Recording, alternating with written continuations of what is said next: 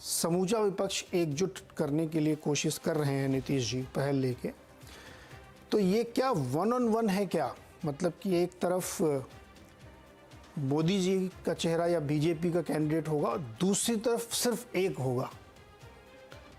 वो कोई भी दल हो सकता है, उसका एक प्रत्याशी लड़ेगा। एक तो वन ऑन वन ये हो गया। एक दूसरा वन ऑन वन और हो सकता है, दूसरा विकल्प कि जेवी कैंडिडेट हो, यानी संयुक्त प्रत्याशी बोर्ड पर लिखा रहेगा जब आप सड़कों से गुजरेंगे तो फलाने फलाने ढमकाने पार्टी के संयुक्त प्रत्याशी, ये भी वन ऑन वन हो गया। एक तीसरा, ये सब भी अपने अपने लड़ेंगे, ये सब कुछ नहीं चलेगा जैसा बार बार हुआ है। इनमें से क्या हो सकता है और क्या सबके मिल जाने से, जैसे अभी प्रमोद तिवारी जी कह रहे थे कि 37-38% ही तो वोट है, समेट के धर देंगे 100 के नीचे बीजेपी को, क्या ये होगा? इन्हीं सारे फलित को समझने की कोशिश करते हैं। हमारे साथ जो विद्वान पैनल है उनसे परिचय करा दें आपका। आज हमने राजनीतिक दलों के प्रतिनिधियों को नहीं बुलाया है, नहीं तो फिर एक सार्थक चर्चा नहीं हो पाती है।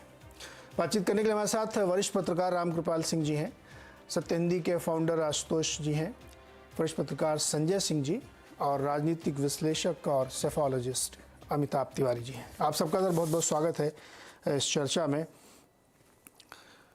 लंबा करियर और तजुर्बे के लिहाज से रामकृपाल जी से मैं सोच रहा हूँ शुरुआत कर दूँ। रामकृपाल जी, ये जो नई पहल नीतीश बाबू कर रहे हैं, इसमें पवार जी खेल करने की कोशिश कर रहे हैं, क्या है, क्या चल क्या रहा है ये? देखिए, तो आपने हेडिंग दी है, आप ही अच्छी तरह एक्सप्लेन कर सकते हैं। और मैंने जब इसको पढ़ा तो मुझे मुस्कुराहट हुई। और तब तक मुझे मालूम नहीं था शरद पवार जी का क्या बयान है। लेकिन देखिए, मेरा कहना यह है कि ये इच्छा विपक्ष की कोई नई नहीं है। ये तो 2013 को आप याद कीजिए कि 2013 में जब मोदी का नाम करीब करीब अनाउंस भी नहीं हुआ था, तभी सबसे पहले नीतीश और मायावती जी ने इसका विरोध किया था। तो मेरा ये कहना है कि और 2014 में भी बहुत सारी पार्टियां, अभी तो बात चल रही है, उस समय तो एक मंच पर भी आकर के हाथ भी उठाया गया था, शायद 14-15 पार्टियां रही हैं। सवाल इस बात का है कि इस इच्छा के फलीभूत होने की ऐसे कौन से परिवर्तन इस बार आ गए? मेरा ऐसा मानना।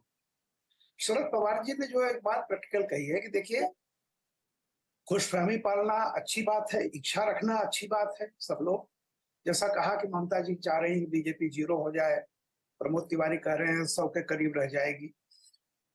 अच्छा है, ये बात भी सही है। थ्योरेटिकली तो शुरू से रहा है। मैं जैसा कि आपके चैनल पर कई बार कह चुका हूँ, राइट वर्सेस रेस्ट। अगर रेस्ट यूनाइटेड है तो राइट के लिए निश्चित तौर पर चांसेस बहुत कम है। सवाल इस बात का है कि क्या ये एकता परवान चढ़ेगी? मैं एक सिंपल सी सवाल आज पूछ रहा हूं, कहना बड़ा अच्छा लगता है। उत्तर प्रदेश, केवल उत्तर प्रदेश की बात कर रहा हूं, उत्तर प्रदेश में जमीनी सच्चाई क्या है? 2019 में ये उत्तर प्रदेश ने बताया कि नेताओं के मिलने से वोटर नहीं बदला करते हैं, यानी एसपी और बीएसपी से ज्यादा अच्छा समीकरण और तो उत्तर प्रदेश के लिए कोई हो नहीं सकता। नीतीश कुमार वहां वोट दिला नहीं सकते। तो सवाल है कि अगर एकता हो भी जाती है, मान लीजिए, मुझे डाउट है कि ममता बनर्जी मायावती इस एकता को कहीं वो करेंगी, लेकिन मैक्सिमम अगर होगा तो एसपी बीएसपी मिल जाती है। वो तो 2019 में भी मिली हुई थी। कांग्रेस को कितनी सीटें कौन देने वाला है? कांग्रेस को ममता बनर्जी कितनी सीटें दे देंगी बंगाल में? बिहार में नीतीश और वो तेजस्वी कितनी सीटें दे देंगे कांग्रेस को? अगर कांग्रेस भी उस एकता में शामिल होती है तो सवाल इस बात का है कि पूरे देश में कांग्रेस कितनी सीटों पर उसको मिलेंगी जहां वो लड़ेगी? मध्य प्रदेश, छत्तीसगढ़ मान लीजिए।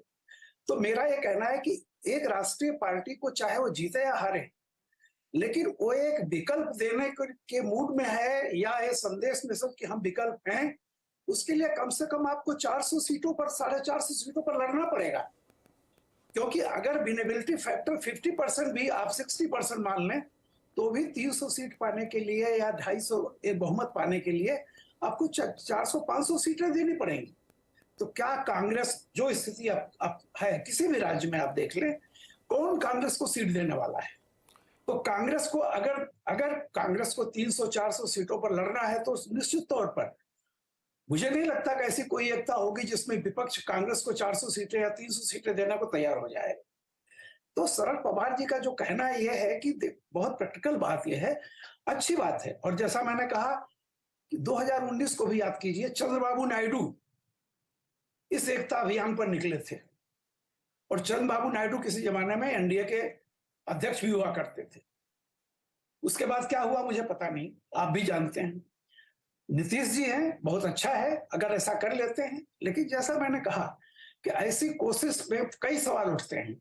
क्या नई पार्टी बनेगी, सिंबल एक होगा या सिंबल अलग अलग रहेगा, कितने लोग लड़ेंगे? तो जो अतीत का जो मुझे आंकड़ा मिला हुआ है उसके हिसाब से मुझे अभी बहुत कठिन दौर है, मैं संभव नहीं कहता।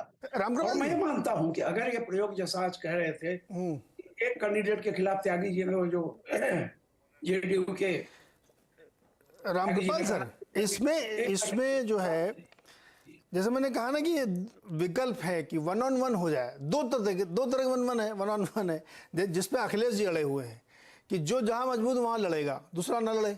अब ये आपस में बैठ के तय करेंगे ड्राइंग रूम में कि कौन कहाँ मजबूत है। तो मान लीजिए एक विकल्प ये हो सकता है कि यूपी से केवल सपा लड़ेगी बीजेपी के खिलाफ, बाकी सब कुछ लड़ेंगे ही नहीं चुनाव। मध्य प्रदेश में सिर्फ कांग्रेस लड़ेगी, बाकी कोई नहीं लड़ेगा। बंगाल में सिर्फ टीएमसी लड़ेगी। एक 1-on-1 ये हो सकता है। दूसरा 1-on-1 ये भी हो सकता है कि रायबरेली में सोनिया जी लड़ेंगी, मुरादाबाद में प्रतापगढ़ी जी लड़ेंगे, अमेठी में कोई स्मृति जी लड़ेंगी, उनके खिलाफ एक जेवी प्रत्याशी उतर सकता है। एक 1-on-1 ये भी है। अब इसमें क्या होगा पता नहीं हमें। तो ये सारे विकल्प तलाशने की कोशिश करें, लेकिन पवार साहब के मन में क्या है इसको भी थोड़ा और ओपन करेंगे, बाकी और लोगों को शामिल करते हैं। अमिताभ तिवारी जी, ये क्या जो गणित बन रही है सिरे चढ़ेगी? ये गणित की कोशिश तो कर रहे हैं नीतीश कुमार जी, अपने लास्ट लेग में है पॉलिटिकल करियर के, और उनको ऐसा लगता है कि ये एक ऑपोजिशन यूनिटी करने से कहीं उनका देवेगौड़ा मोमेंट ना अराइव हो जाए 2024 में। क्योंकि सारे जो विपक्ष के जो लीडर्स हैं वो लोग देवेगौड़ा जी से बहुत प्रेरणा लेते हैं कि कैसे कोई 40-45 सीटों पे जीत कर भी प्राइम मिनिस्टर देश का बन सकता है। खैर, अब अगर 1977 यानी जो आप एक 1 सीट 1 कैंडिडेट की बात अगर कर रहे हैं, तो उस समय अगर आप ध्यान दें तो 1977 में जो अलायंस पार्टनर्स थे वो लोग एंटी कांग्रेसिज्म, उनका प्लैंक था, वो पैदा ही हुए थे एंटी कांग्रेस की पॉलिटिक्स करते हुए, इसलिए भी वो अलायंस बनाना काफी इजी था। आज की डेट में इसमें से इन क्षेत्रीय दलों में से कई पार्टीज ऐसी हैं जो एंटी कांग्रेसिज्म के प्लैंक पे बनी हैं, तो वो आज कांग्रेस के साथ अलायंस कैसे करें, ये एक दुविधा उनके मन में है। दूसरी बात, इनमें से कई सारी पार्टीज जो आज कांग्रेस के साथ अलायंस करने के लिए तैयार हैं, मतलब बहुत सारी पार्टीज इसमें से एनडीए का हिस्सा रह चुकी हैं 1999 से 2004 के बीच में। अब सिर्फ for the sake of opposition unities अगर पार्टीज एक साथ आ जाती हैं बिना किसी कॉमन मिनिमम प्रोग्राम के और सिर्फ मोदी हटाओ के एजेंडा पे, जैसा बीजेपी से जो प्राइम मिनिस्टर नरेंद्र मोदी इसको जो एक नैरेटिव बना रहे हैं कि सारे करप्ट लीडर्स, ऑपोजिशन पार्टीज उनको हटाने के लिए इकट्ठा हो रही हैं, तो ये भी कहीं ना कहीं बैकफायर हो सकता है। जैसा अभी सर ने एग्जांपल दिया, महागठबंधन से बड़ा और मजबूत अलायंस तो 2019 का हमने पिछले 8 सालों में देखा नहीं है, और वो भी चला नहीं। क्यों? क्योंकि सिर्फ एक साथ आ जाने से ही काम नहीं बनता। जो पार्टीज इतने सालों से एक दूसरे का विरोध कर रही हैं, उनके कैडर एक साथ नहीं मिलते, और जब दो पार्टीज एक साथ अलायंस करती हैं, और बहुत सारी पार्टीज जैसे यहां पे अलायंस करें